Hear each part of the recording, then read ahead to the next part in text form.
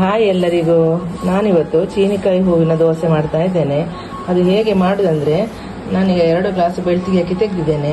ನನಗೆ ಅಂದರೆ 4 ಸಿಕ್ಕಿದ್ದು ಹೂವು, 4 ಅಥವಾ 6 ಹಾಗೇನೋ ಸಿಕ್ಕಿದ್ರೆ ಸಾಕು. ಸ್ವಲ್ಪ ತೆಂಗಿನಕಾಯಿ ಹಾಕು, ನಾವು ಒಂದು ಸಣ್ಣಗೆ ಅರಿಬೇಕದು. ಅರ್ದು ಸಾಧಾರಣ ನಾವು ನೀರು ದೋಸೆ ಹೇಗೆ ಮಾಡ್ತೇವೆ ಅದೇ ರೀತಿ ಮಾಡೋದು. ನೋಡಿ ಫ್ರೆಂಡ್ಸ್, ನಾನು ಈ ರೀತಿಯಾಗಿ ಹಿಟ್ಟನ್ನು ಮಾಡಿದ್ದೇನೆ. ಉಪ್ಪು ಹಾಕಿ ಚಂದ ಅರ್ದು ನಾನೀಗ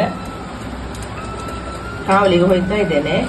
ಎಣ್ಣೆ ಉಜ್ಜಿ ಕಾವಲಿಗೆ ಹೋಗಿ ಆಯ್ತು. ನೀರು ದೋಸೆ ಹೇಗೆ ಮಾಡ್ತೇವೆ ಆ ರೀತಿಯಲ್ಲಿ ಮಾಡಿದ್ರೆ ಆಯ್ತು.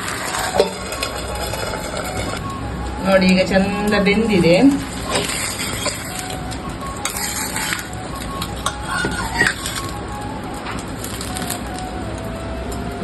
ನೋಡಿ, ಚಂದಾಗಿದೆ ಈಗ ದೋಸೆ. ಒಳ್ಳೆ ಆರೋಗ್ಯಕರವಾದ ಚೀನಿಕಾಯಿ ಹೂವಿನ ದೋಸೆ ಇದು.